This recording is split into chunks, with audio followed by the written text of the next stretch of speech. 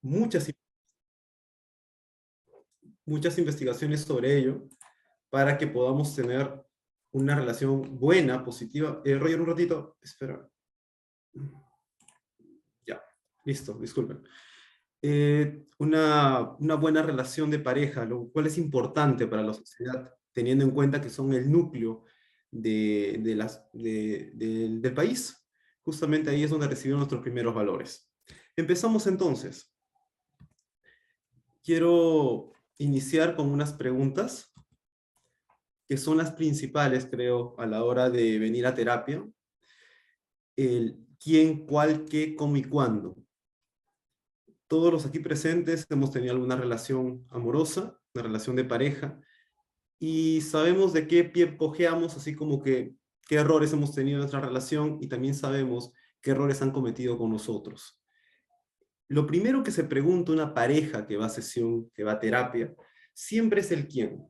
Siempre. Cuando los veo acá sentados en el consultorio, vienen y entre ellos se pelotean de quién es la culpa. ¿Quién es el problema? Y siempre le van a echar la culpa al otro. Ella es el problema, él es el problema. Y lo primero que tenemos que hacer es justamente escucharlos, pero ir de a pocos sacando esa idea que tienen de que una persona es el problema o solo uno de ellos es el problema. Cuando hablamos de pareja, estamos hablando de dos personas que se unen y que no tendrían esos problemas si no estarían juntos, aunque suene irónico. Son dos personas que esos problemas desaparecerían si no estarían juntos, pero al estar juntos se unen justamente para afrontarlo y para tener un futuro juntos. La siguiente pregunta es el cuál. ¿Cuál es el problema? Después de que ellos saben que ellos dos no son el problema, ni uno de ellos nada más, tenemos que determinar cuál es el verdadero problema para seguir con la siguiente, que es, ¿qué es el problema realmente? ¿Qué tiene ese problema? ¿Es un problema soluble o es un problema perpetuo? Luego entramos en cómo es el problema, que tiene que ver con la descripción de ese problema. ¿Qué características tiene? ¿Qué componentes tiene el problema? Y finalmente hablamos del cuándo, del origen del problema.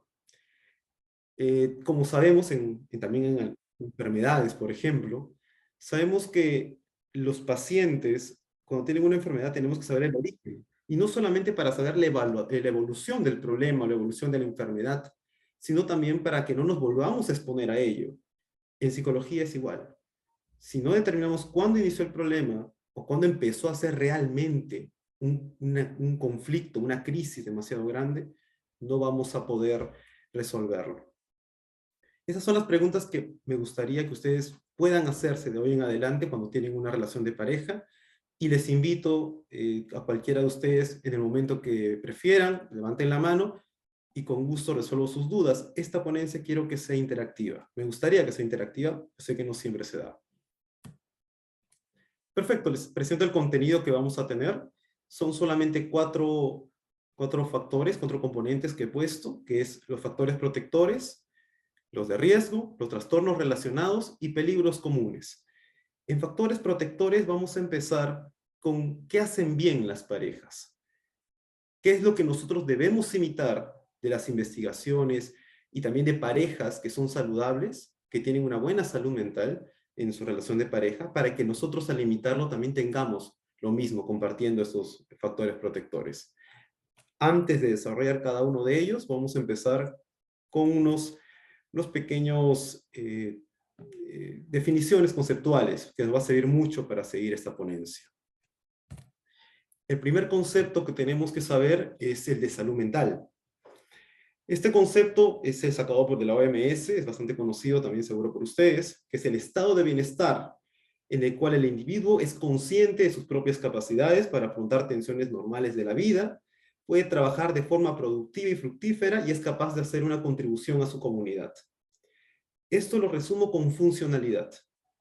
¿Una persona es funcional o es disfuncional? No lo que siempre escucho de que soy normal o soy anormal. No, acá hablamos de funcionalidad. ¿Qué tan funcionales somos en nuestra vida? Puedo tener 1000 problemas, Puedo tener 1000 trabajos, ustedes seguro con parciales, con finales, pueden tener un montón de trabajos y un montón de tareas. Pero ¿qué tan funcionales son? ¿Qué tanto han descuidado o no sus otras facetas? Porque ustedes también son hijos, son amigos, son enamorados, enamoradas. Eso también influye. ¿Qué tanto ha influido, por ejemplo, el estudio, que se ha vuelto un problema, un conflicto? ¿Ha influenciado en mis otras áreas? ¿O sigo siendo funcional y puedo estar en todas estas facetas de manera adecuada? De eso habla la salud mental, de ser funcionales. La siguiente es la relación de pareja. La relación de pareja, según Stanch en el 2017, y sus colaboradores nos dicen que es la relación que se establece de común acuerdo entre dos personas basadas en el interés, el afecto, para interactuar y compartir un periodo de tiempo, independientemente de su estructura, sin importar, obviamente, si la unión, la orientación sexual de cada uno, ¿no? Eh, la relación de pareja, es una frase que siempre repito y me gusta hacerlo en terapia, es que se juntan dos personas con diferentes problemas y se unen para tener más problemas que no tendrían si no estarían en relación. Y es verdad, y es totalmente verdad. Por eso es la importancia de que cada uno esté bien, sea funcional, no tenga problemas, y de esa manera, si ya no tiene ese cúmulo de cosas, esa mochila atrás, puede unirse con otra persona para resolver problemas que no lo tendría juntos, pero lo va a resolver mejor, porque ya no tiene previamente otro bulto, no tiene un peso atrás que le impide desarrollarse de manera normal, peor aún en pareja. El tercer concepto que vamos a hablar es de conflicto. Hablamos de conflicto a esa dificultad que tenemos todos. Todos tenemos conflictos. Eso es inherente al ser humano. Todos vamos a tener conflictos. El tema está en cuánto nos influye y en cuánto puede afectarnos al punto de no volvernos funcionales. Y ahí afecta nuestra salud mental. Pueden ser de dos tipos, según la teoría de Gottman, que nos dice que pueden ser solubles y perpetuos. Esto lo vamos a ver más adelante, pero en resumidas cuentas, soluble es algo que se puede solucionar rápidamente, a corto plazo, y perpetuo, esos conflictos que son crónicos, que van a durar durante un largo tiempo. Ahora, se preguntarán, ¿tener conflictos es bueno, es malo? Aunque no lo crean, sí. Qué aburrido sería la vida en general, o las relaciones de pareja también, si no tendríamos que solucionar, si no tendríamos que pensar en qué voy a hacer para afrontar, qué voy a hacer con mi pareja, con mi compañera de vida, para poder afrontarlo y resolverlo. Estos pequeños retos son importantes. Hay retos, conflictos que son perpetuos y tenemos que lidiar con ellos, aprender a lidiar con ellos. Eso es manejar los conflictos que vamos a ver también. Y el cuarto concepto tiene que ver con la crisis. La crisis son conflictos permanentes, pero son necesarios porque permiten el cambio para bien o para mal. La crisis se aplica en todo. Y no quiero sonar pues revolucionario ni nada de eso, menos un anarquista, pero las crisis son muy necesarias. Si nos ponemos a ver la historia, por ejemplo, la Revolución Industrial, la Revolución Francesa, son crisis que sucedieron, son episodios en nuestra historia que marcaron un hito y marcaron un bien ya sea para bien o para mal, marcaron un hito. Eso es importante. Y las crisis también son importantes o necesarias en la relación de pareja. Lo malo está cuando la crisis es muy grande o es incontrolable o está de cúmulos de conflictos que no hemos podido resolver y son perpetuos. Son perpetuos todo el tiempo y no han sabido ser manejados. Muy bien, esta es la definición que pone Valencia Ospina y Ospina en el 2017.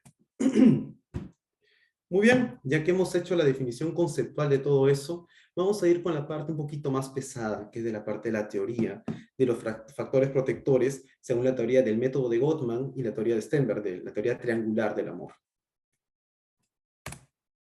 Muy bien, acá tenemos el método psicoterapéutico de Gottman, planteado en 1999. Lo bonito de este método es que se basó de una investigación, o de varias investigaciones, 2 estudios para ser exactos, de 40 años. Estamos hablando de una larga investigación en la cual se ha podido ver factores que protegen a las parejas para que sean funcionales, para que sean saludables, para que se aporten a futuro. Estas 3.000 parejas, estamos hablando que es un montón, una investigación grande, eh, es un estudio bastante amplio que hicieron los esposos Gottman. Son esposos los que hacen esta investigación y llegan a tener y concretizar esto con una teoría llamada la casa de una relación sólida, lo cual es lo que les quiero dejar. Como le digo, todo el palabreo que puedo haber escuchado puede sonar muy quizás tedioso, muy pesado o muy teórico en pocas palabras. Pero lo que quiero dejar es esto, la casa de la relación sólida, porque me gustaría que ustedes se queden, aunque sea con una parte, y la puedan aplicar también a sus relaciones. Yo soy de los que cree que familias felices, la sociedad sería mucho mejor. Y todo este modelo se basó en una idea muy diferente a lo que se basaron otros teóricos contemporáneos de Gottman, de los esposos Gottman, que es la idea que la idea principal, la premisa o la pregunta que se hicieron es, ¿qué hacen las parejas para ser felices? ¿Qué hacen las parejas saludables, las parejas buenas, para conservar esa parte positiva, esa parte de ser buenos y tener una salud mental adecuada? Muy bien, pasemos con la siguiente diapositiva y acá sí hablo ya de la casa que había mencionado. A ver, un momento, por favor. Un momento, sino que hay un ruido un poco extraño. Listo. Muy bien. Jung y Julie Gottman presentan esta casa basado en dos pilares. Los dos pilares son el compromiso y la confianza. Eso da el segmento, da la fuerza de esa casa para que no se caiga. Y el medio, dentro de esta casa, hablamos de los 7 factores protectores, que los he denominado protectores. La base está compuesta por construir los mapas del amor, luego sigue admiración y cariño, acercarse al otro, perspectiva positiva, etcétera, etcétera. Todos ellos no podrían sostenerse si no tendrían la confianza y el compromiso.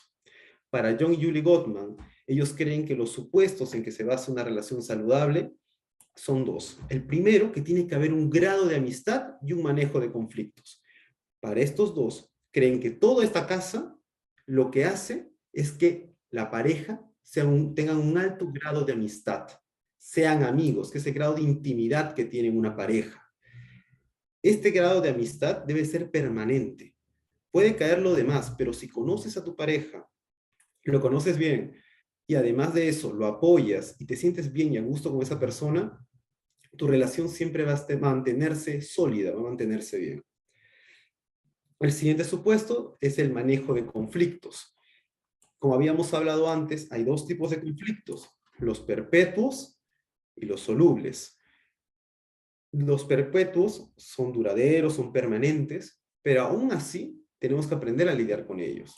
Y no es malo tener, como les dije, problemas. Al contrario, es bueno.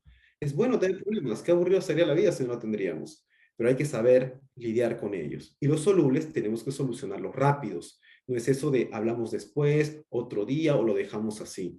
Tenemos que aprender a ser valientes también en nuestra relación de pareja. Muy bien. Empezamos con lo que justamente quería que se lleven esto, ¿no?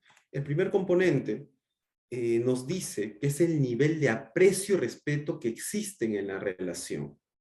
Es conocerse, esa parte importante. Perdón, a ver, un ratito, disculpen. Un ratito, por favor.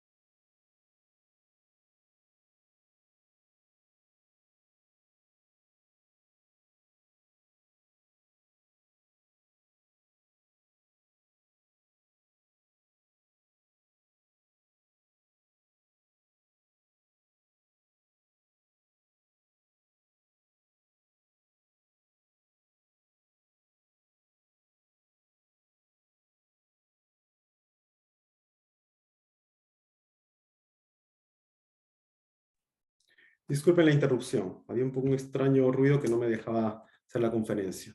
Bueno, seguíamos con el primer concepto, que es la base, que es los mapas del amor.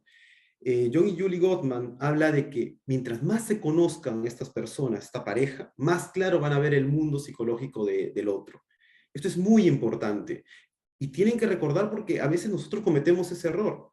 Han tenido una relación que lo cual se conocen 5 días, una semana o algunas salidas, y eso es un factor importante conocer a la pareja. No podemos crear compromiso, no podemos crear una visión a futuro con alguien que no conocemos. Y recordemos también de que las parejas, las personas, siempre dan lo mejor, van a mostrar lo mejor al inicio. Nadie va a mostrar sus errores para presentarse con el otro.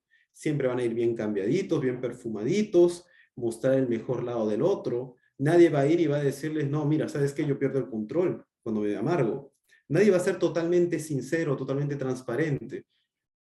Inclusive hay estudios que dicen que eso no se da hasta el primer año. El primer año, inclusive algunos cuentan como si fuera una ilusión. El primer año van a mostrar lo mejor del otro. Van a mostrar que es una persona correcta, que es una persona con vistas a futuro, que es un buen proyecto. Nadie va a mostrar que tenemos defectos, que tenemos errores, que tenemos conflictos internos que debemos lidiar.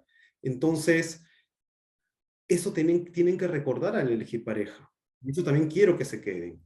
Quiero que se queden porque si ustedes no pueden tomarse el tiempo para conocer a su pareja, lo que va a suceder es que siempre van a cometer errores, porque no lo conocían. Y al no conocerlos, al no saber cómo el otro resuelve problemas, no van a poder lidiar con los conflictos que puedan venir. El siguiente tiene que ver con cultivar admiración y cariño. Es el nivel de aprecio y respeto que existe en la relación.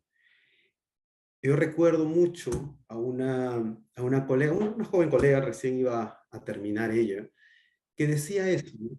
Una relación sin admiración es simplemente amistad. Y es totalmente verdad.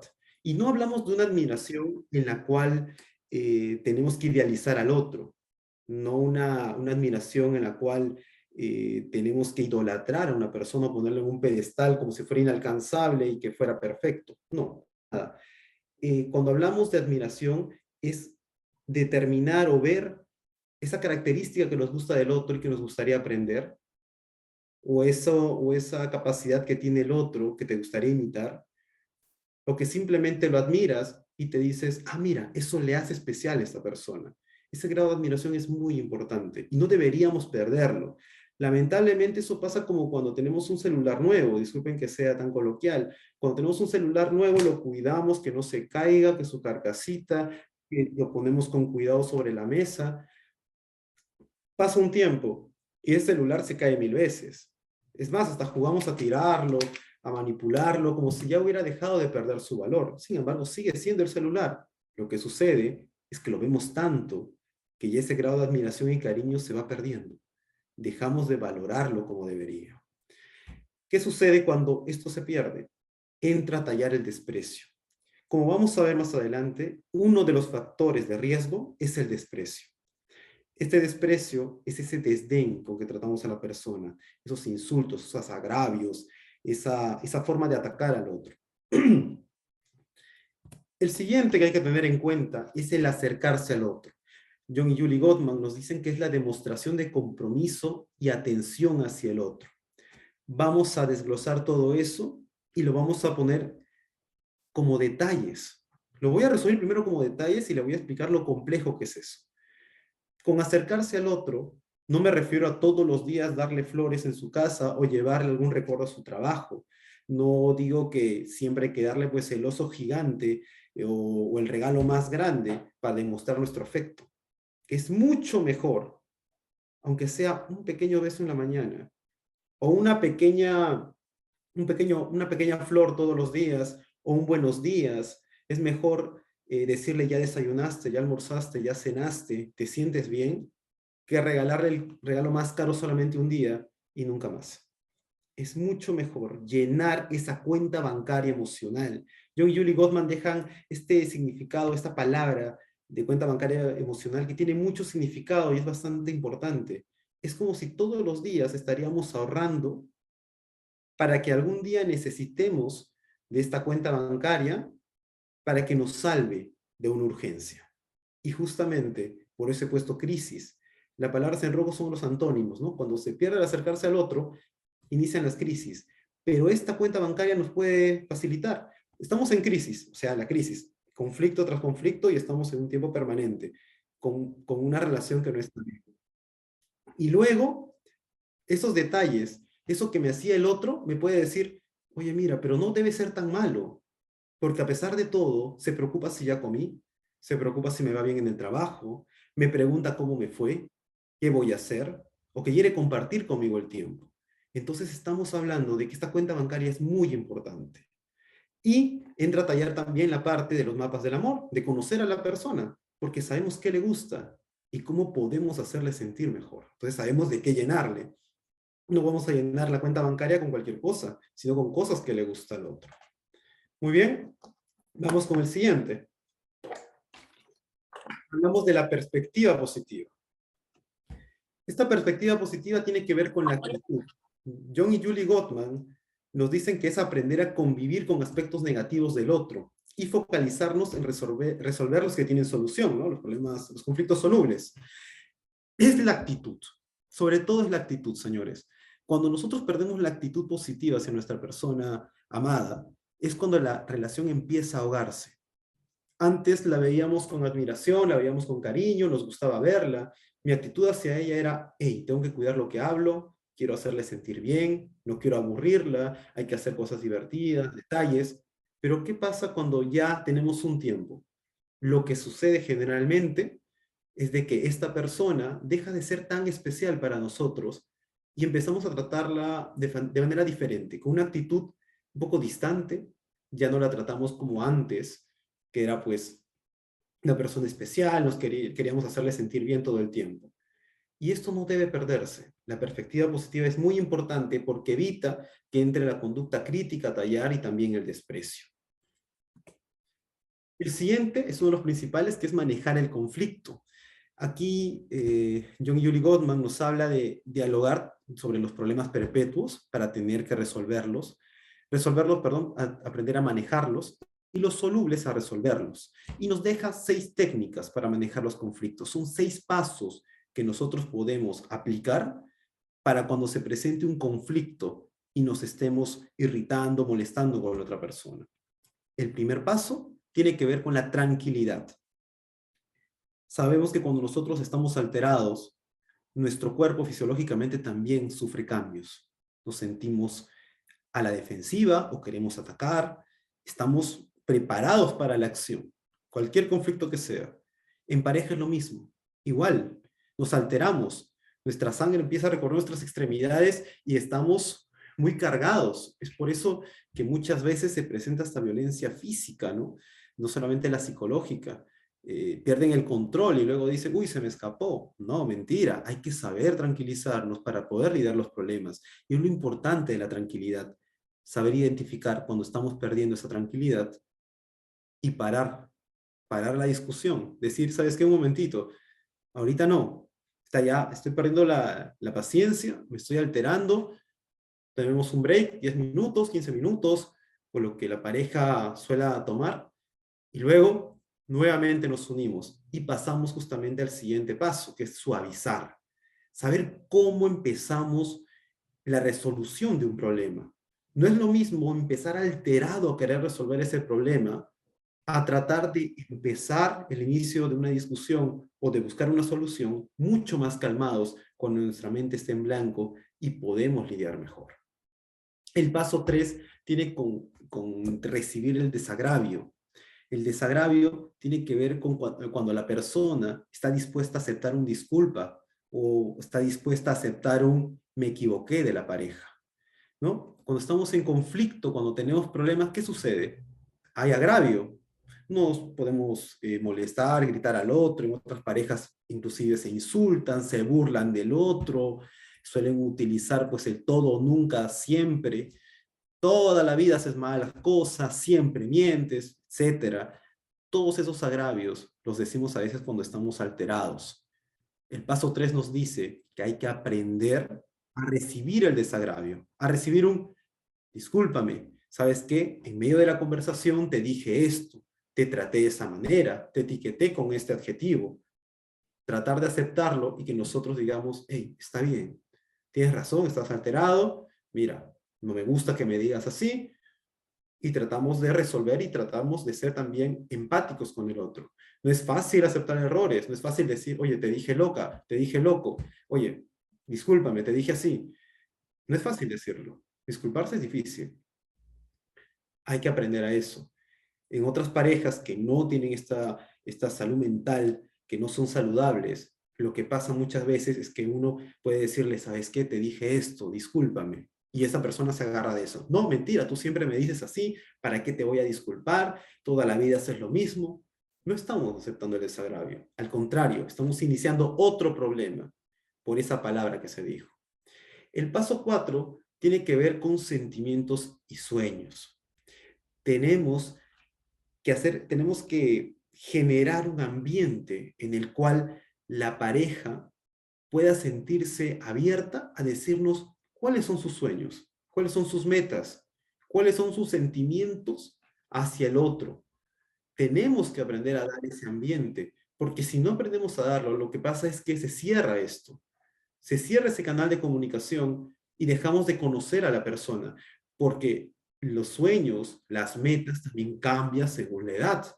No es lo mismo a los 3 años querer ser astronauta que a los 15 ser ingeniero y a los 20 ser, no sé, médico, psicólogo, lo que sea. Es diferente. Nuestras metas pueden cambiar. Sucede, por eso hay tantas personas que cambian de carrera, cambian de especialidad o se dedican a algo totalmente diferente.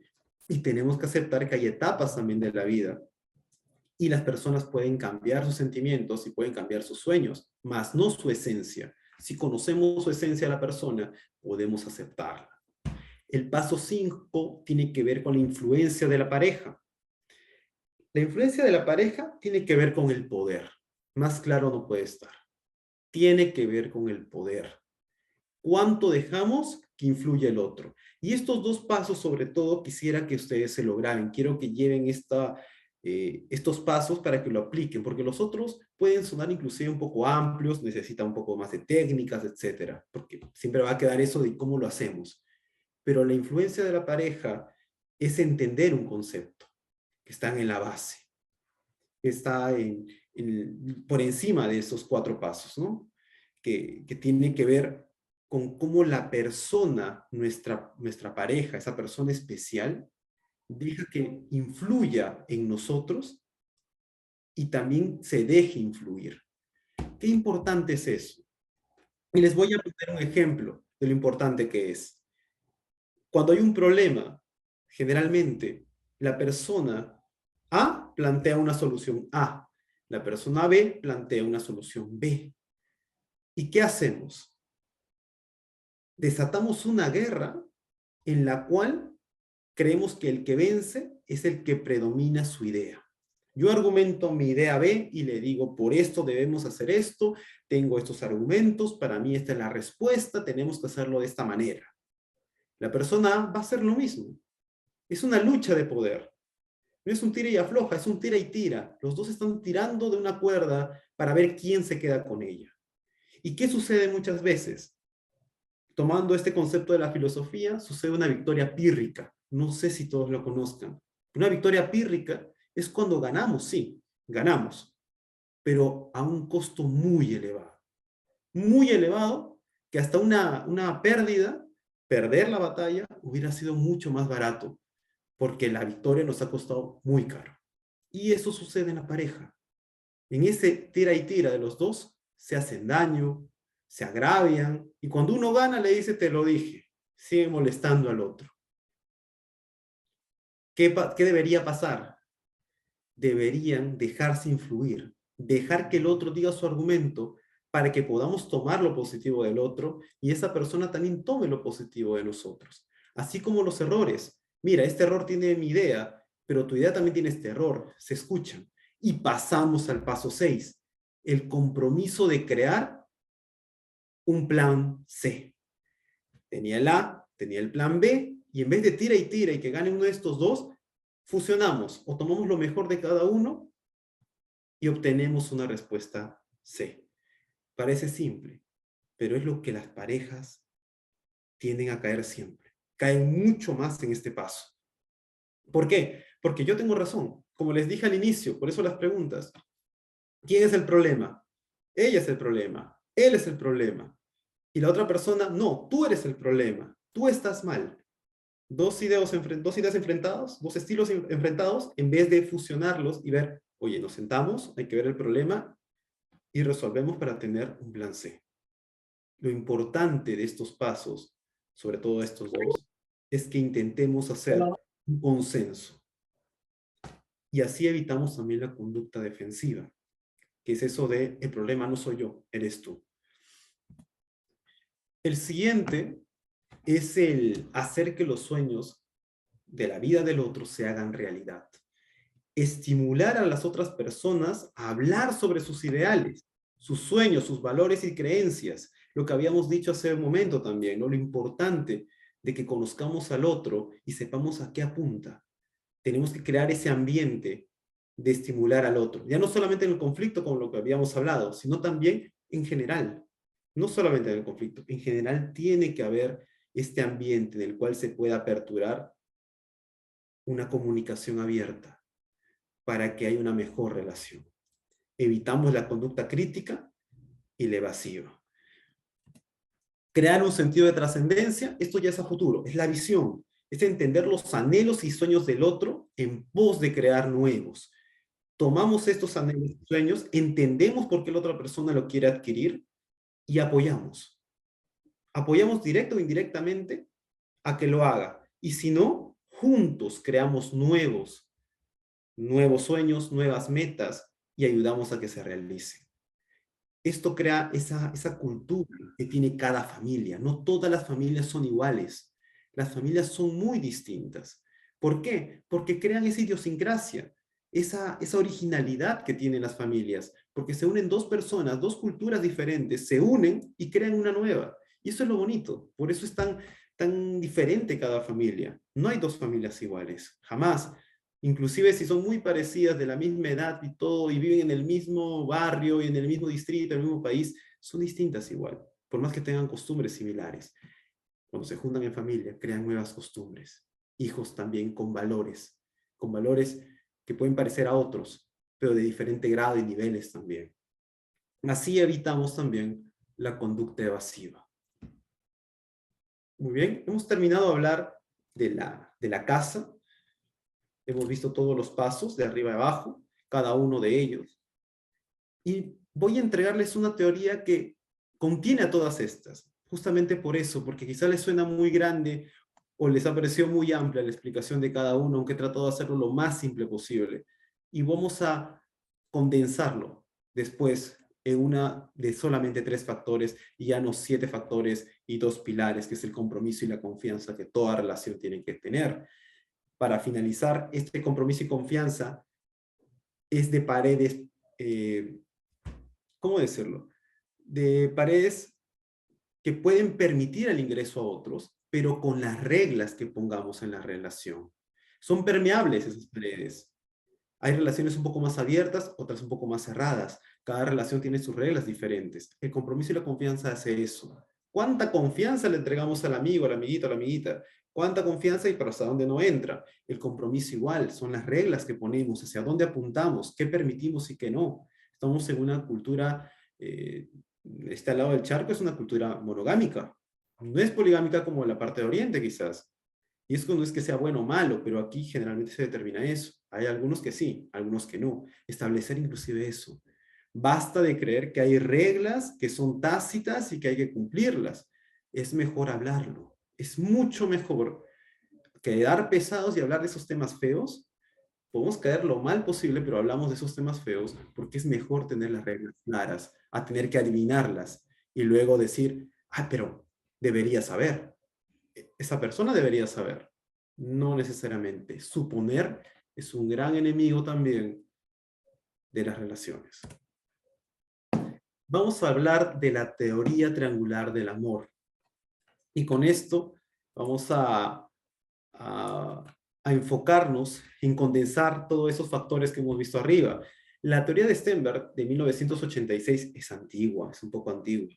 Habla de tres componentes simples: la intimidad, la pasión y el compromiso. Y esas palabras son muy simples también nosotros de deducir. ¿Qué es la intimidad? La intimidad que tiene que ver con la amistad, con ese grado de intimidad que tienes con el otro, con ese grado de confiar en el otro, de contarles cosas, de pasar bien, buenos momentos con la otra persona. ¿Te gusta ver a esa persona? Porque es una persona para ti genial, una persona que te gusta estar con él o con ella. Entonces, de eso se trata. La intimidad tiene que ver con el grado de amistad, que también Gottman hablaba, ¿no? El grado de amistad es muy importante para relaciones fructíferas, relaciones saludables.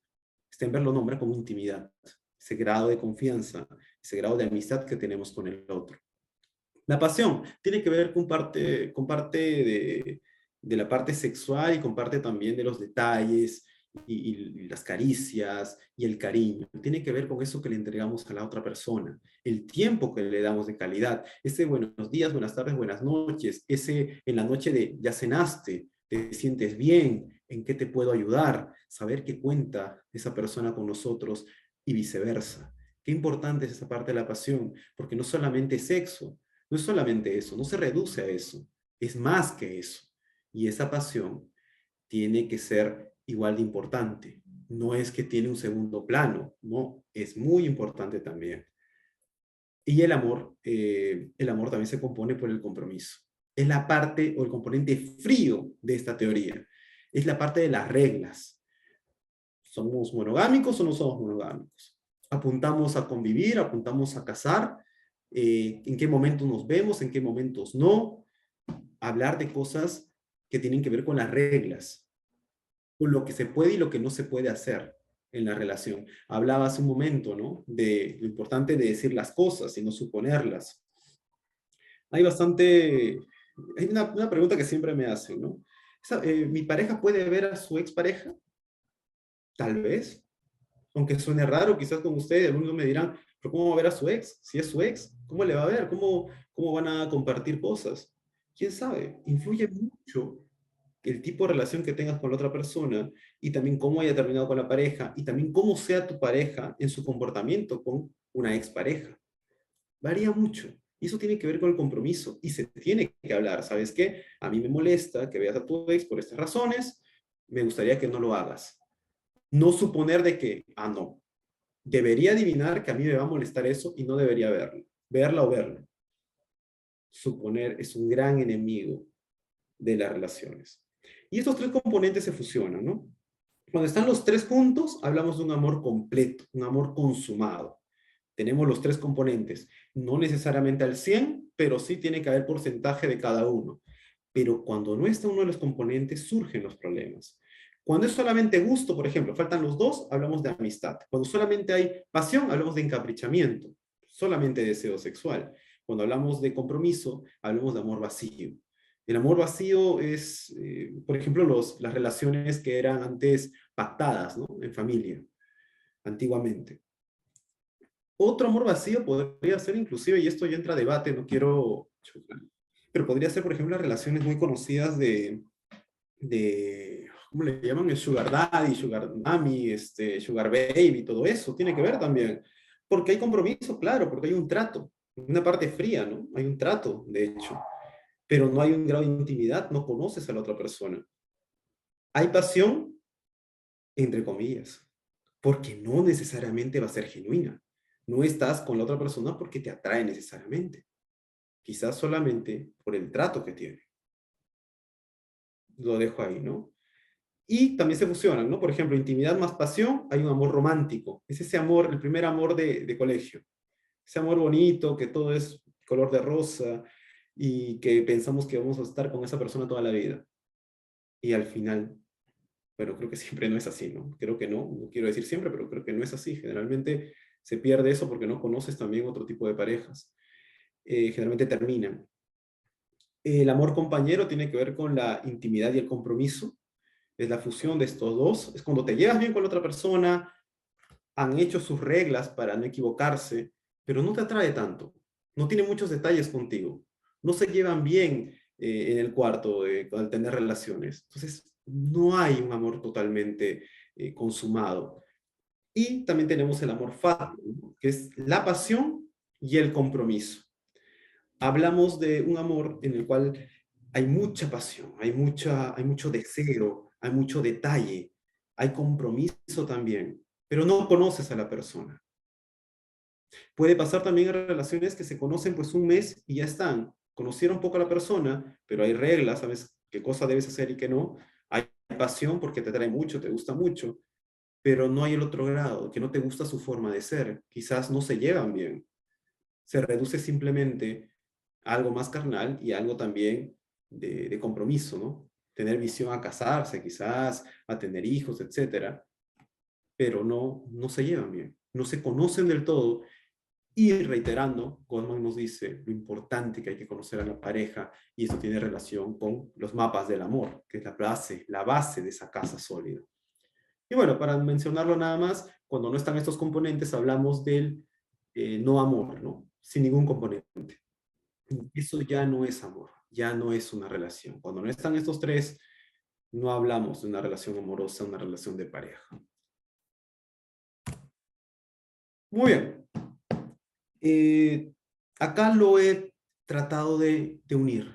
Es un consenso y creo que ha quedado bien porque es en resumida cuentas eso, ¿no? En la base, en color un poco más fuerte, vemos que está la teoría triangular del amor de Stenberg, la que acabamos de ver, los tres componentes, y abajo, en una tonalidad más suave, hemos puesto los 7 factores de la casa sólida de Gottman.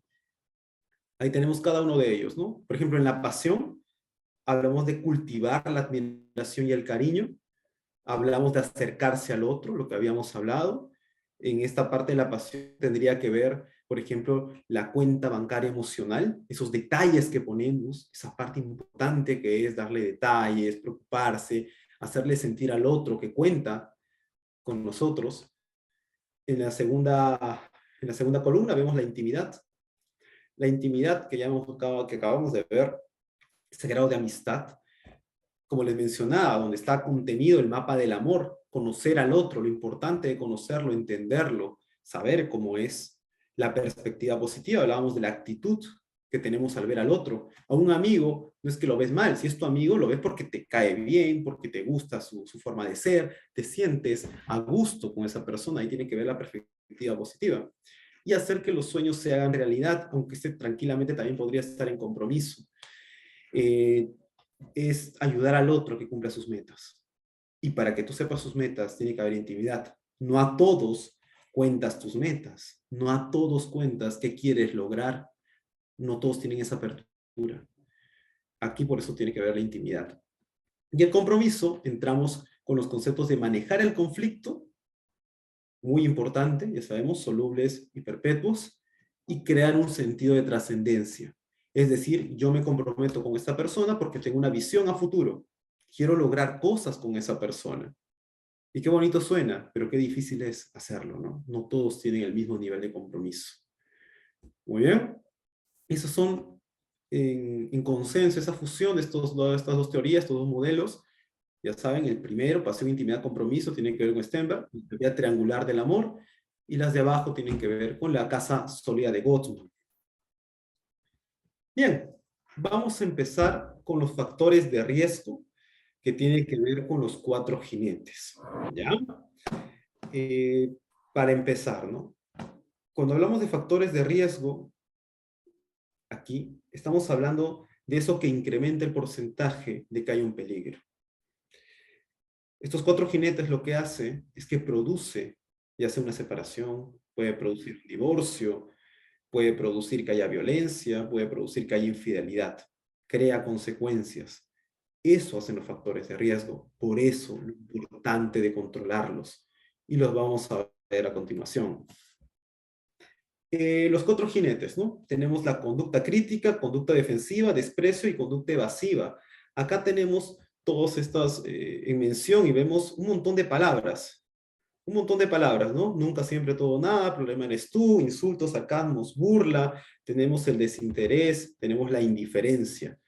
Todo esto son cuchillos. Todo esto son cuchillos que le metemos al otro cuando se lo decimos o se lo hacemos sentir.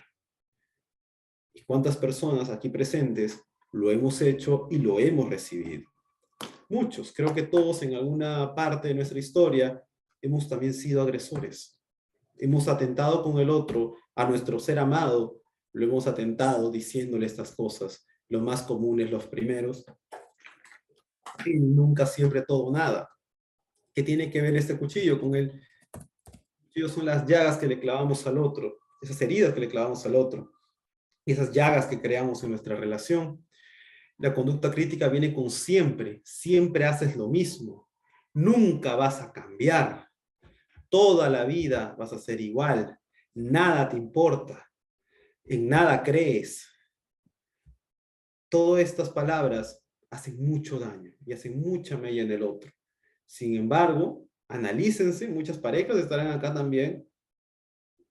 Traten de recordar cuándo le hemos dicho así a la pareja. ¿Cuántas veces le hemos dicho que nunca va a cambiar? Que no eres detallista, nada detallista. Pensemos cuándo hemos hecho esas heridas, ¿no? Cuando le hemos clavado ese puñal y creado heridas en la relación. ¿Qué pasa cuando hay conducta crítica? Lo que sucede después es que produce en el otro una conducta defensiva. El problema eres tú. Ya el otro nos clavó y nosotros tenemos que decir, no, yo no soy así, el problema eres tú. No es que yo no sea detallista, es que tú no me gustas, tú ya no me agradas, no eres la persona que yo pensé. Sin embargo, siguen juntas, pero se están hiriendo. El problema eres tú eres el que tiene el error de hacer eso siempre. Tú eres el que me afecta, tú eres la persona que me cambia, yo soy feliz con otras personas, pero contigo no puedo. Echamos la culpa. Un poquito de defensa aloplástica, ¿no? De locus de control externo, otro término, ¿no? Pensar que lo demás tiene, la defensa aloplástica tiene que ver con eso, ¿no? Atribuir al otro. No nosotros no aceptamos, no queremos tener conciencia de lo que hemos hecho mal. El tercero es el desprecio. Acá el desprecio es, según Gottman, es el jinete más difícil de controlar, el jinete más peligroso. Es mucho más fuerte, es más agresivo, tiene que ver con el sarcasmo, los insultos y las burlas. ¿Cuántas veces hemos creído por ser geniales, uy, soy irónico, soy sarcástico, y no sabemos lo mal que puede entender el otro, lo mal que se puede interpretar, la mala pasada que podemos hacerle sentir sin nosotros darnos cuenta? Los insultos, qué decir, creo que estaría de más explayarme en eso, y hay muchas parejas que lo utilizan, y las burlas. Y las burlas no solamente son esas que se dicen cuando está la otra presente, también las que no se dicen cuando está presente, porque le creamos una fama errónea o una fama exagerada desde nuestra perspectiva, ¿no? Me voy a mi grupo, a mi grupito, y hablo de mi pareja. Ah, no, ella es así, toda la vida hace eso, en casa todo es un desorden, nunca ordena, su cuarto es un mamarracho. Podemos ir atacándole, ¿no?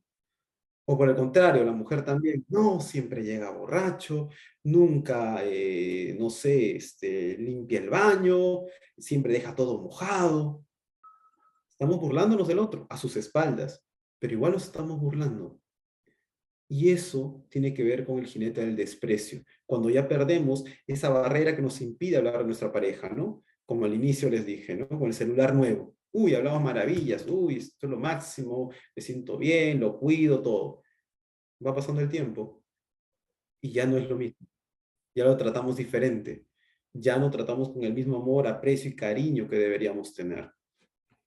Y finalmente hablamos de la conducta evasiva, ¿no? Que tiene que ver con el desinterés y la indiferencia. Y esta conducta evasiva es cuando ya todo lo demás se ha llevado a cabo y en un momento nos cansa. Ya nos da igual, ya que se porte como quiera. Esa persona no va a cambiar, él es así. Ya, no tengo ganas ni de pelear contigo. Ya no tengo ganas ni de pelear contigo, ya me cansé. Esta conducta evasiva se presenta cuando ya están a punto de terminar, ¿no? Cuando ya la relación ya cansó, ya agotó, ya estoy como que rendido, ya no quiero más. Estoy contigo porque ya, porque no sé cómo terminar. Y lo aguantas. cargas, cargas con el peso del otro. No sé lidiar el conflicto. Muy bien, esas son los cuatro jinetes que nos nombra Gottman, y lo importante de saber reconocerlos. Estoy seguro que más de uno no se había dado cuenta que utiliza la palabra siempre, o la palabra nunca, o todo o nada en la relación. Inclusive con sus amigos. Ah, él siempre es así. Ella siempre hace eso. Ella nunca cambia. No nos hemos dado cuenta y hemos estado entrando en esta conducta crítica que hace tanto daño a nuestra relación. Muy bien. Acá vamos a entrar trastornos relacionados, descripción de casos. Aquí voy a hablar un poquito más, quizás. Por eso, como lo quiero evitar un poco y quiero hacerlo un poco más rápido, me gustaría también que participen ustedes, ¿ya? Me avisan para que puedan participar o levantar la mano. Sería bastante bueno, porque quisiera hacerlo un poquito más interactivo. He hablado de la teoría, obviamente un poco más pesado, porque quiero que se lleven eso, sobre todo esos tres componentes que les dije y evaluar su relación. Y los cuatro jinetes, que son muy importantes también. Vamos a empezar. Acá hay 4 casos, son casos que yo los he tenido, son casos que me llegan a consulta, algunos muy recientes. Y hablamos de cómo los trastornos psicológicos también juegan un rol importante en las relaciones. Y para esto quisiera escucharlos también. Espero que haya participaciones, me encantaría que haya participaciones. Tengo entendido que ustedes, la mayoría, son médicos y quiero saber también su perspectiva, sus experiencias. Hablemos de relaciones de pareja. Todos han tenido pareja, seguramente. Todos tenemos una base de experiencia. En la práctica, hemos estado en el campo. Quizás yo tengo un poco de teoría, puedo aportar un poco con eso, pero todos tenemos esa parte de la parte empírica, la parte práctica de haber tenido relaciones y habernos equivocado. Y ahora que han visto esto, y les voy a poner justamente por eso he puesto ahí los 4 jinetes, quisiera que me cuenten un poco, o de relaciones que le han contado, ¿no? Utilicen el mi amigo me contó, si no quieren ustedes ser los que se le atribuya eso, ¿no? Bien, no sé quién quisiera participar, me encantaría verlos un poco también. Roger, si me ayudas con eso. No puedo ver a todos. ¿Alguien que le gustaría participar, por favor?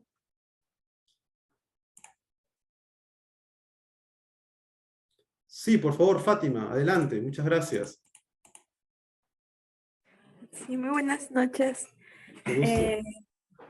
Sí, bueno, de los 4 jinetes, el que creo que me he equivocado es en la conducta evasiva, ¿no? No enfrentar, digamos, los problemas o no decir esto me molesta, sino por no generar problemas, dejar que pasen nomás las cosas, ¿no? Claro, el desinterés. Perdiste el interés en tu pareja. No es desinterés, sino que creo que tenía el problema de, digamos, no decir, sabes que me molesta lo que haces, o sabes que lo que dices me hiere, ¿no? Y no sé, porque no quería crear problemas porque decía, no debo ser inmadura, seguro no lo he hecho por esto, ¿no? Pero creo que al final sí importaba. Importante, justificábamos entonces. Sí. Justificamos. ¿Y tu relación, me imagino que terminó, por lo que me estás contando? No creo que estés. Sí. Sí, después de casi 9 años terminó, lo arrastré bastante, Ah, sí. muy bien, muchas gracias, Fátima. Muchas gracias porque qué importante que me has hecho esta contribución. Es que sí, llegamos a justificar. Muy claro, sí, claro que sí. Exacto. Cuando nos llega a cansar de la relación, a veces también cuando es un poco larga, la tuya es larga, considerable, 9 años es un montón, llegamos a eso, ¿no? A justificar al otro, pero ya va a cambiar, bueno, lo dejo así. Pensamos que mágicamente vamos a regresar en el tiempo y vamos a tener el mismo interés por la otra persona como era antes, o que va a corregir solito sus errores. Y eso no es verdad. Nadie cambia sin que diga el otro, no sé que coincida. Pero no, es imposible. Tenemos que hablarlo claramente. Exacto. Eso sucede y muchas veces creemos que mágicamente se va a cambiar. Ya les dije, la suposición es uno de los enemigos más grandes que tiene una relación. Yo supongo, asumo que lo dijo por esta razón. Y no es así. Muy bien. ¿Alguien más que quisiera levantar la mano o poder contribuir?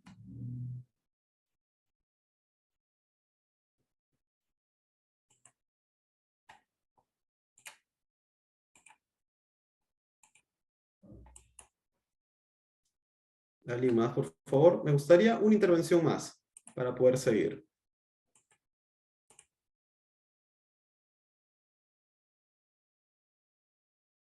Patricia, tengo acá a alguien que quiere hablar. Patricia Pernia.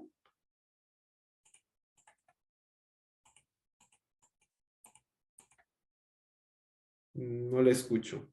Ya. Muy bien. En estos cuatro casos,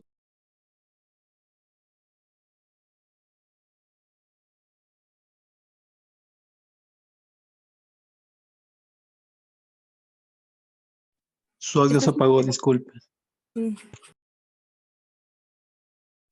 muchas gracias Miranda, Jonel Miranda, gracias. Perfecto. Como les decía, estos cuatro casos son de personas que tienen trastornos, por eso ya he puesto sus diagnósticos. Cuando trabajaba en el hospital, en un hospital grande, en la parte de hospitalización, encontrábamos muchos casos que tenían relación con sus relaciones de pareja, que habían perdido su salud mental por ello, habían perdido eso, habían perdido su salud mental en general. El primer caso que les puedo poner rápidamente, para que no sea muy extensa esta ponencia, hablamos de un F60.3, que es el trastorno límite de la personalidad. ¿Ya?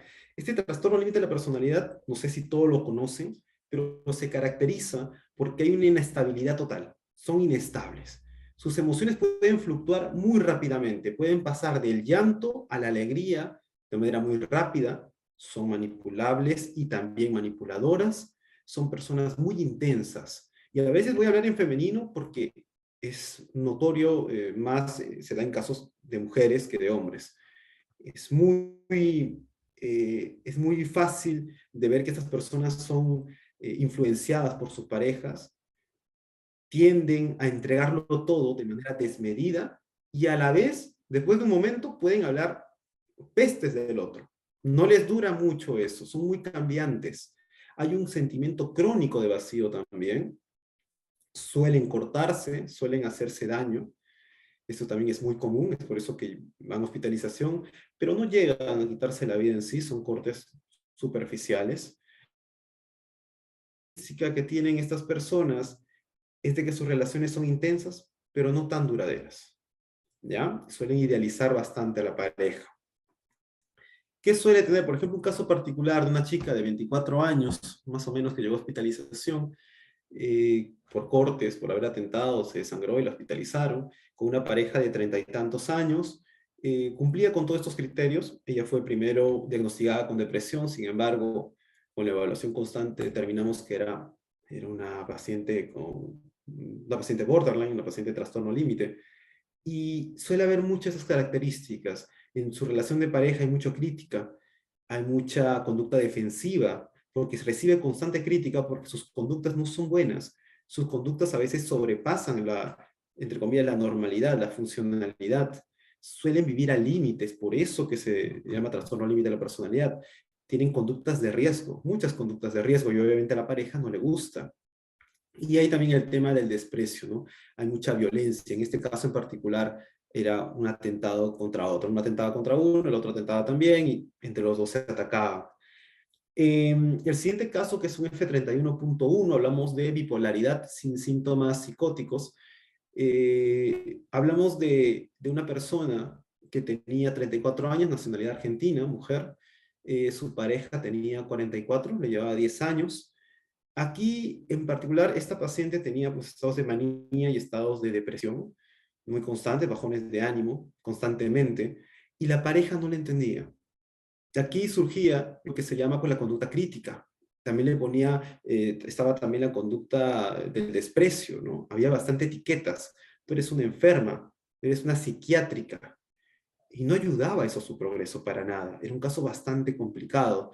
porque no recibía el apoyo de su pareja, ni siquiera había validación de la pareja por la enfermedad que tenía, por el trastorno que tenía. Y la pareja, naturalmente, de 40 y tantos años, con una posición económica bastante elevada, se había cansado del otro, ¿no? Se había cansado de su pareja y quería dejarla. Había bastante desinterés. Ya no quería saber nada de esta persona, ¿no? Por otro lado, mi paciente, bueno, los dos fueron mis pacientes, pero sobre todo ella, tenía una conducta defensiva, ¿no? No, el problema eres tú. Y de cierta manera era verdad, porque la invalidaba, la atacaba, la hacía sentir mal. Entonces también había una conducta defensiva. Aquí estaban los cuatro jinetes. Lo que pasó con este caso fue que pasó la pandemia, fue virtual, y a la par, pues luego han tenido pues una separación un poco más sana, ¿no? Una separación que ha sido en pro de su hija, y eso también es algo que daría para otra conferencia que tiene que ver con el divorcio. A veces las separaciones son mucho más saludables que mantener a la pareja. Esa idea, si alguno de ustedes tiene esa idea de que no, por mis hijos lo hago, cuestiónalo porque están haciendo más daño de lo que creen. Un F52.7, hablamos de un impulso excesivo sexual, impulso sexual excesivo, hablamos de una hipersexualidad. Este paciente en sí es nuevo, todavía no está diagnosticado con este trastorno, pero todo indica que sí, ¿no? Tiene una exacerbación en esa área, tiene mucho ímpetu en esa parte y sus conductas reflejan también lo mismo. Es una persona que es constantemente infiel a su pareja, vienen los dos, ellos tienen ambos 40 años aproximadamente, tiene un buen cargo él, ella se dedica a la casa, y la relación que tienen es de constante infidelidades por parte de él. Y parece mitómano, miente mucho, demasiado, y se le encuentra muy fácilmente sus mentiras, debido a que todo está llevado a la parte sexual. Entonces, por obtenerlo, a veces no lo hace de manera racional, lo hace más emocional, y pierde eso, ¿no? O sea, no lo oculta ni siquiera bien, y su esposa lo encuentra, ¿no? Justamente en una de las últimas sesiones, ella ya no puede más porque inclusive en sesiones, las primeras sesiones, se le encuentra en su celular que hablaba con una prostituta para sus servicios. O sea, constantemente todas sus acciones van direccionadas a la parte sexual, y eso le lleva a no tener relaciones saludables, y en el pasado igual, ¿no? Está también inmersa los cuatro jinetes, no voy a dar a detalle a cada uno de ellos, pero usted lo puede identificar.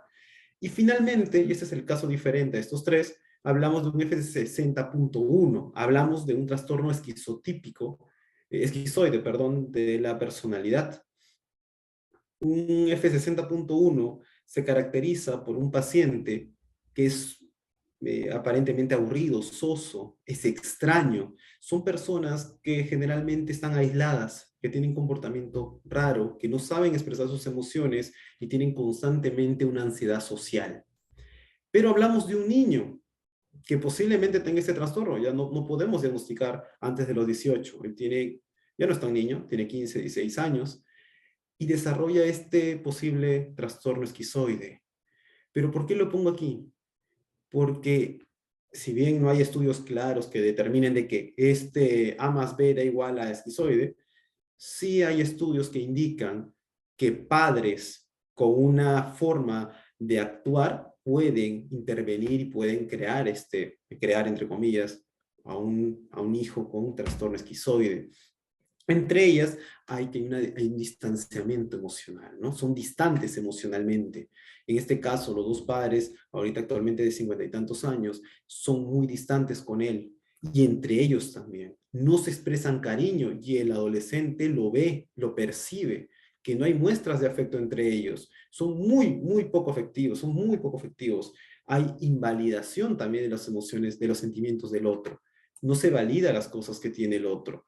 No se valida sus cuestionamientos, sus emociones. No hay ese padre-hijo, esa madre-hijo de querer escucharlos y de validar lo que siente. Y el chico poco a poco se aísla. Y fue mi paciente hace 2, 3 años, y cuando vuelven me dicen estas características, y lamentablemente pues está formando un tipo de personalidad de esa manera. Lo importante, como les decía, de que hay una sociedad con unos padres con una salud mental adecuada en la relación de pareja. y es lo importante también de las investigaciones. Y aquí brevemente para culminar, los peligros comunes. Como les dije, hay altos riesgos que pase algo, puede haber la posibilidad de que se desarrollen peligros. El peligro ya es la consecuencia, el desencadenante. Y aquí hay muchas investigaciones que hablan de ello. Bueno, hay muchas investigaciones sobre ello, pero no las suficientes. Yo solamente he puesto un par para no extenderlo demasiado. En ellas, por ejemplo, encontramos en violencia de pareja, una temática que ya está de más que yo me ponga a desarrollarla y explicar que la violencia de pareja, porque ustedes deben saber hasta la variedad que hay, ¿no? Que no solamente es la violencia físico-psicológica, ahora hay muchísimas más y es muy común. Estas dos investigaciones son del 2020, hechas justamente en tiempos de pandemia, por eso me pareció tan interesante, comparando un poco entre Perú y Colombia. En tiempo de aislamiento, se vio que en Perú, por ejemplo, el 54.8%, más de la mitad de las mujeres, de las relaciones de pareja, las mujeres habían sufrido violencia psicológica, físico, sexual. Hablamos de más de la mitad solamente de los casos reportados, de los casos que han dicho sí. Y hay muchos más. Porque muchas veces somos más visuales, ¿no? Cuando hay una violencia creemos que es un golpe, vemos un moretón y decimos víctima de violencia. Pero la violencia psicológica es muy difícil de determinar y no siempre se determina, a veces pasa por alto. Entonces este 54.8% es mucho más alto de hecho, ¿no? ¿Qué se vio en Colombia? Que el aumento de casos hasta mayo del 2020 había tenido un aumento de 175% de casos reportados. Es un montón. Ahora, bien porque se reportaba, es positivo, pero es un aumento considerable. Estamos hablando de que ha habido más violencia y eso obviamente no es positivo, ¿no? También se encontró en Perú, por ejemplo, que había un tema de idealización en estas parejas. Las ofertas y expectativas eran sobredimensionadas, ¿no? Cuando se unieron en aislamiento, quizás muchos de ellos no habían vivido juntos nunca, y a la hora de vivir juntos, se dieron cuenta pues de que, hey, no era lo que creía, no era como me la pintaban, es totalmente diferente como creí. Y es lo importante conocer a la pareja, que lo he mencionado varias veces, y quiero que se lleven eso, conozcan a sus parejas, no simplemente digan sí, acepto, somos enamorados y listo. Aprendan a conocer a sus parejas, que es muy importante. Eso les va a ayudar a tener relación saludable y a afrontar conflictos que siempre existen en la pareja. Y en Colombia se vio que las más afectadas eran mujeres con trabajos no remunerados. Acá también tiene que ver con los anhelos y sueños que tiene el otro. Quizás la pareja pensó de que era momentáneo, que ella no quiera esto, pero a mí no me gusta. Pero a ella le gusta, ella puede querer un trabajo no remunerado y ser feliz. Pero como no conozco a mi pareja y recién en aislamiento me di cuenta que quiere hacer eso nada más, choco, por ejemplo, ¿no? También de que al estar aislados, solamente en casa, no trabajar, también los problemas económicos aumentan y no saben lidiar con el problema. Entonces también hay una recriminación, ¿no? Yo trabajo, tú no aportas. Y se produce también la violencia, ¿no? Bien, ahora vamos con el siguiente, que tiene que ver con un estudio hecho de la infidelidad. Este es un poquito desactualizado, el 2013, pero hasta ahora no encuentro uno más interesante porque de verdad es muy puntual, tiene cosas que analizando en esta sociedad en México que se hizo, sacaron a relucir muchas cosas y lo importante de seguir investigando.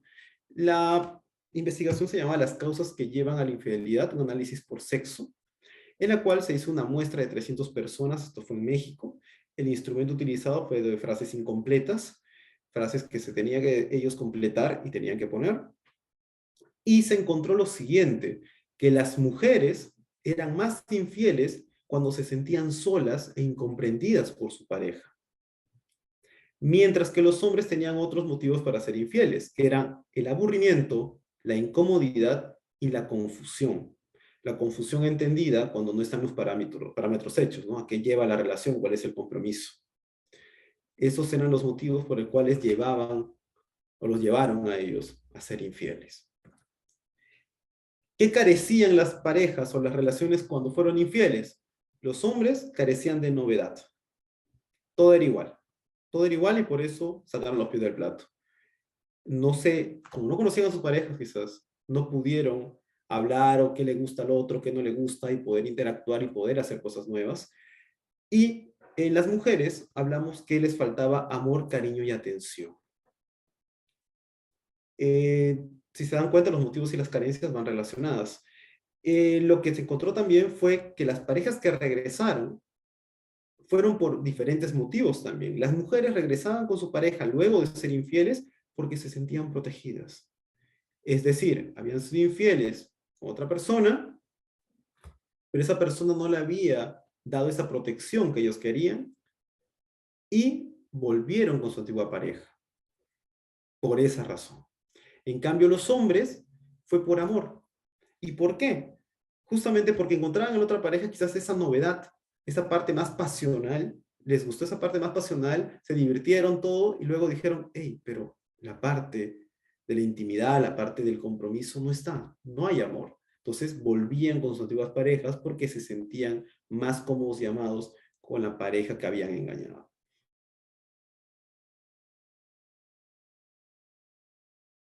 La realidad era que una pareja, una relación tiene que haber aceptación, y eso también tiene que ver con conocer al otro, cómo aceptas a alguien que no conoces del todo, la confianza, uno de los pilares según Gottman, el apoyo, que tiene también que ver con la teoría de Gottman y de Stenberg, y seguridad y protección, que es muy importante como hemos visto. Esta investigación fue por Valdés y colaboradores en el 2013. Bueno, y finalmente tenemos la parte del divorcio, ¿no? Una investigación de 2020, la más reciente, hecho de intimidad y relaciones de pareja durante la pandemia de la enfermedad del COVID en Guadalajara, México. Tuvo una muestra de 760 personas. Hablamos de 75 parejas casadas, 75 parejas solteras, bueno, de novios, ¿no? De novios. 180, perdón. El instrumento fue un cuestionario virtual y se encontró lo siguiente, que el 51.8% de parejas había tenido conflictos, o sea, conflictos fuertes, crisis. 51.8% había tenido conflictos de pareja y eso había llevado a pensar en el divorcio, ¿no? A considerar pensar en el divorcio al menos. La mayoría que tuvieron conflictos eran adultos jóvenes que sufrieron más tensiones. O sea, siempre está de la mano que mientras menos se conocen las relaciones, más jóvenes son, más conflictos tienen, porque no saben lidiar con el conflicto y también porque no se conocen. De estas personas también se arrojó que el 23.3% no solamente pensaron en el divorcio, sino se lo plantearon. O sea, plantearon separarse o divorciarse. El 53.1%, 53.1.1 mencionaron que el principal motivo para querer divorciarse o separarse era la falta de comunicación y el 33.8% decían que la diferencia de intereses y objetivos había sido el motivo de plantearse esto. Es lo importante de investigar, porque así como salió esto, otro estudio podría decir, hey, no es así necesariamente, ¿no? Puede haber más componentes y en Perú debería ser eso, debería ser importante eso, porque se tiene todavía la creencia de que las parejas deben seguir juntos siempre y por los hijos y todo eso, y a veces el divorcio es mucho más sano que seguir en una relación. En ocasiones no, obviamente, pero muchas veces sí, porque esas relaciones surgieron quizás de manera fugaz, no se conocieron y no son compatibles. Y es importante saber qué factores influyen para tomar la decisión de separarse o no. Si no hay comunicación y no están dispuestos a ser ayudados, lamentablemente pues el divorcio o separarse suena mucho más bonito y suena mucho mejor para el resto.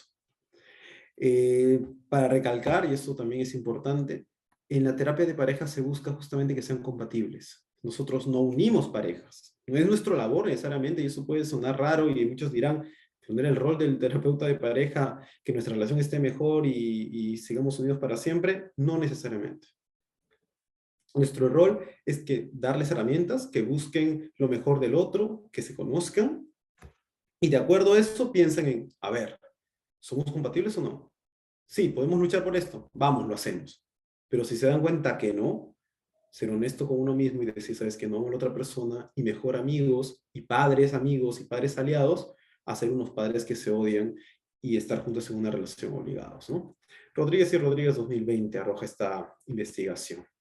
Muy bien, para finalizar, ya la voz también no me da, hablamos nuevamente de esto que ya les había mostrado, que es el cuadro, ¿no? De Stenberg y de Gottman. Quiero que lo lleven, quiero que ustedes lo recuerden, porque muchos de ustedes también más adelante serán padres o no, convivirán con alguien, se casarán, no lo sé.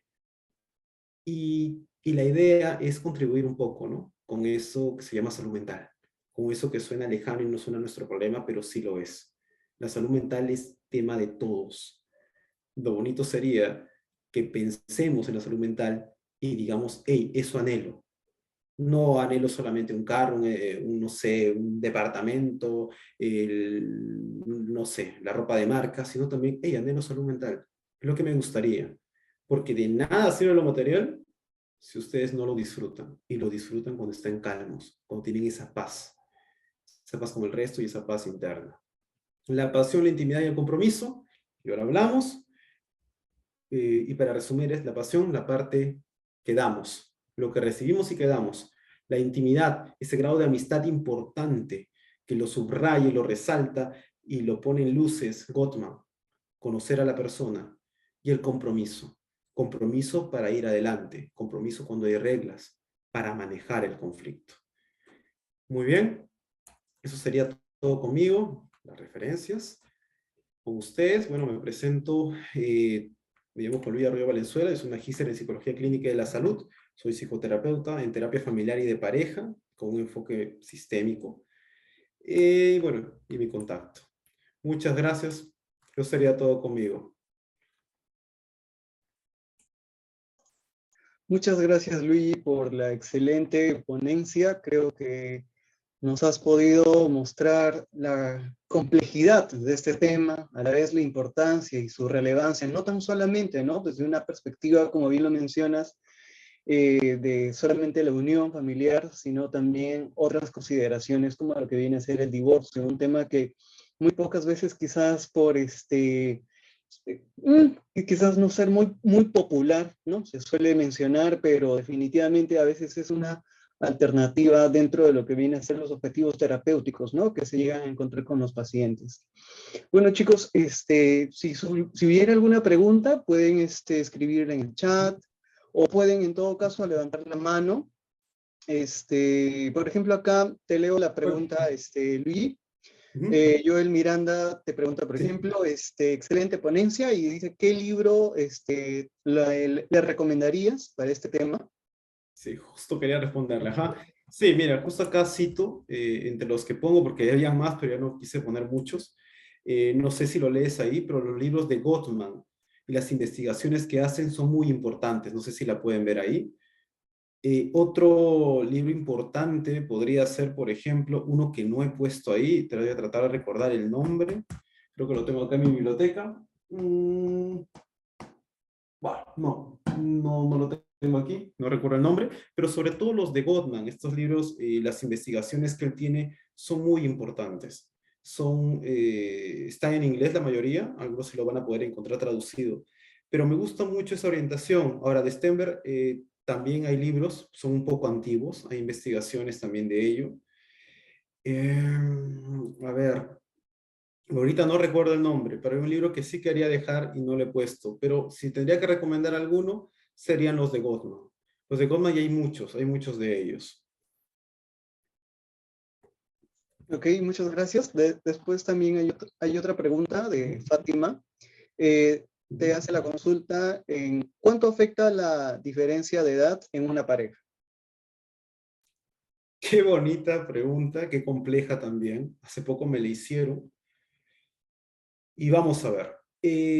Lo voy a tratar de resumir porque puedo ser abogado del diablo, puedo ser defensor porque puedo defender eso, pero también puedo atacarlo. Pero en resumen, influye mucho la etapa que esté la persona. No quiero hablar de madurez porque no me parece el término correcto, pero tenemos que hablar de la etapa de vida. Mucho tenemos que hablar de la etapa de vida. Por ejemplo, una un adolescente que sale del colegio a los 16 años, está terminando una etapa, ¿verdad?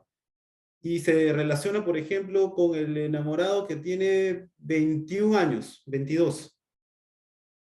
Son universitarios, se llevan 6 años, no es tanta la edad. Pero ¿qué sucede, por ejemplo, cuando este de 21 22 termina un año después la universidad? Pasa a otra etapa, a una etapa profesional. Y la niña recién, o la chica, o la adolescente, entra recién a la universidad. Recién está empezando una etapa. ¿Y qué va a encontrar en la universidad? Todos hemos sido universitarios, ustedes están estudiando. En la universidad encuentras una variedad de todo, tanto de personas como de experiencias. El otro que es profesional, ya no va a pensar solamente en que salgo, o en mi tarea, o en mi trabajo, o la juerga, o lo que sea. No, está saliendo, ya es profesional. Está pensando en que, mucha, voy a ahorrar para tener esto, un carro, una casa, etc. Entonces, más allá de la diferencia de edad, que fijarnos en la etapa. Y sobre todo en cómo es la otra persona. Conozcan a la otra persona. Hay chicos muy maduros de 27, 28 años, que pueden estar con una chica de 35, 36 años. Y está bien. Pero si ese chico de 28, 29 años no es lo suficiente maduro, ella está buscando otra cosa. Entonces, influye mucho más la etapa que la diferencia de edad. Espero haber sido claro. Fátima.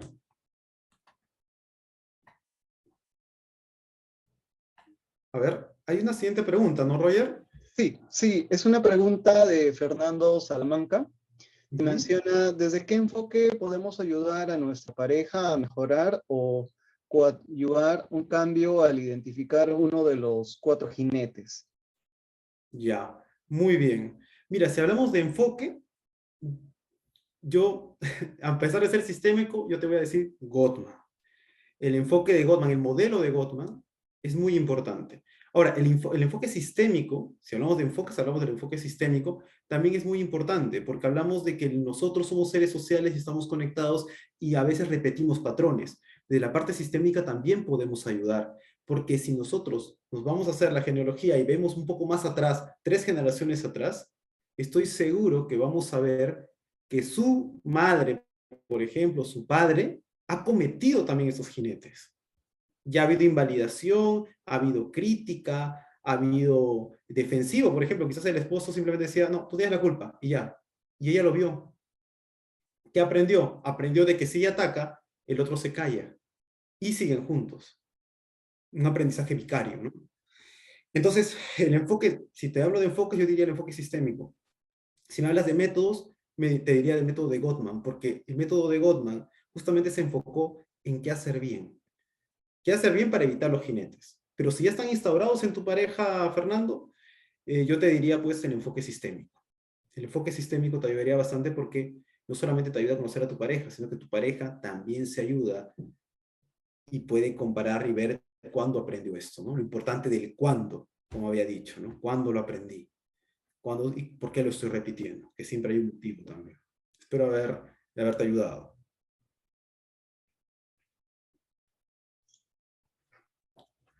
¿Alguna pregunta más, chicos?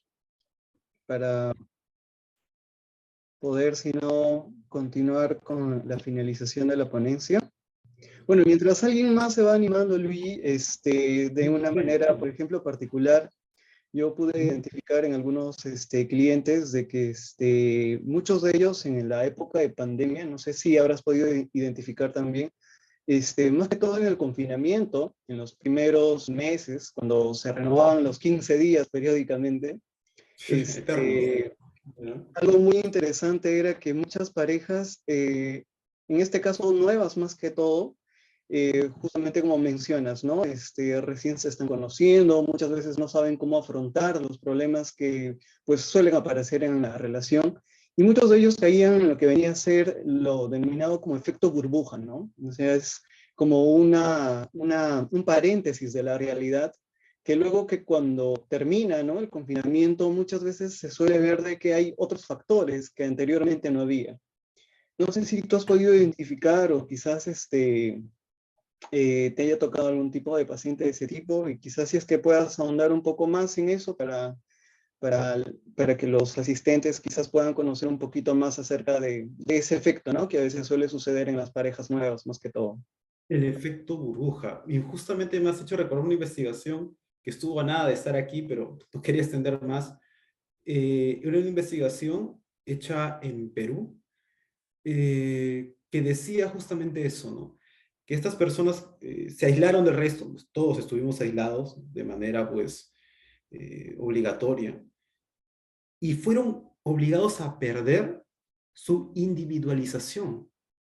Y es cierto, inclusive sin ser pareja, con tu familia, perdiste tu individualización. Tú pasabas horas con tu familia, las suficientes, por así decirlo, pero ya no fue así.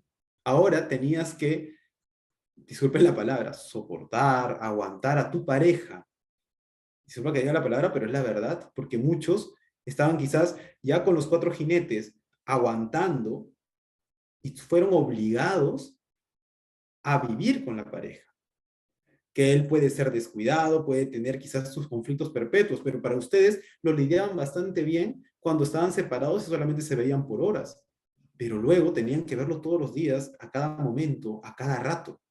Entonces, ese efecto que se produjo fue bastante dañino en la pandemia, dañó muchas relaciones por eso, porque no aprendieron, y más aún en jóvenes, como tú mencionas.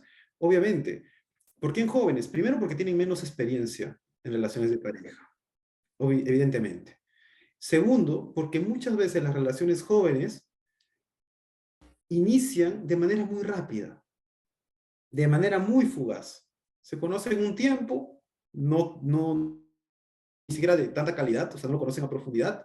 Puede conocerlo mucho tiempo, pero con poca calidad, o sea, no profundizaron más allá. Se unen, son pareja, y luego obligados a convivir en la pandemia, evidentemente afecta. Ahora, por otro lado, y alguna vez lo debatimos, ¿no? Hablando de las relaciones a distancia. Ahora obligados a no estar físicamente juntos. Por el otro lado, relaciones que están en diferentes casas, diferentes momentos. Obviamente, porque la parte pasional es importante. Puede haber detalles, obviamente, podría haber detalles y todo, pero la parte pasional, la parte carnal, los besos, los abrazos, el sexo también es importante. Y hablar de tú a tú también es mucho más íntimo. También se ve afectada la parte de la intimidad.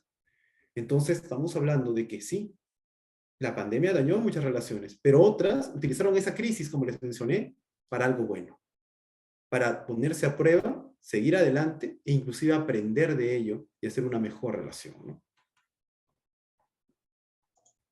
Claro, muchas gracias, Luis. Definitivamente este es un tema que pues se puede abordar incluso más allá, ¿no?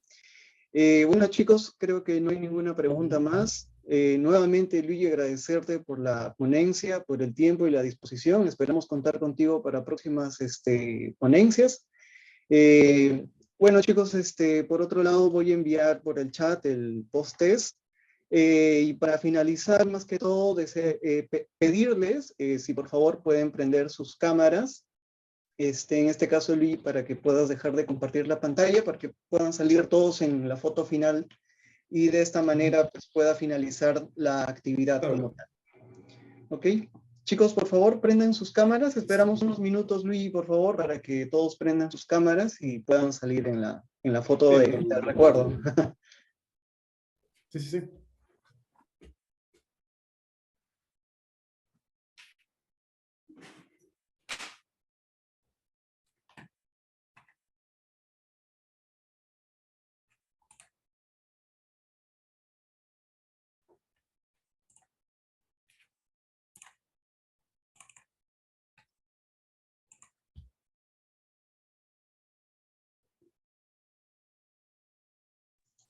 Bueno, chicos, creo que los que pueden han prendido su cámara. Ok, se están agregando más personas. A ver, esperamos un minuto.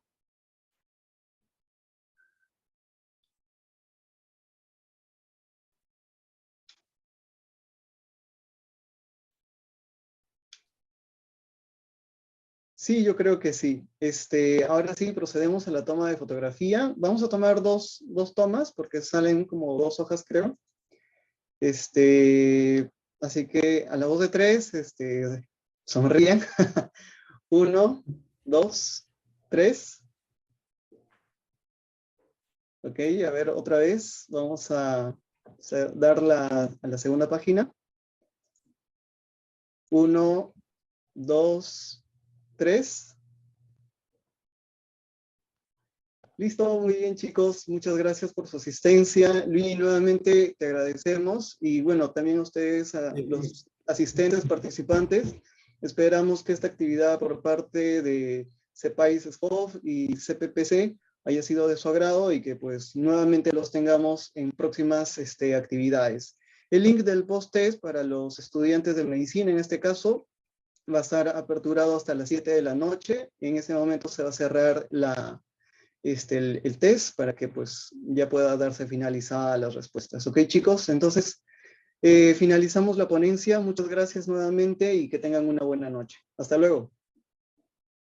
Saludos. Gracias.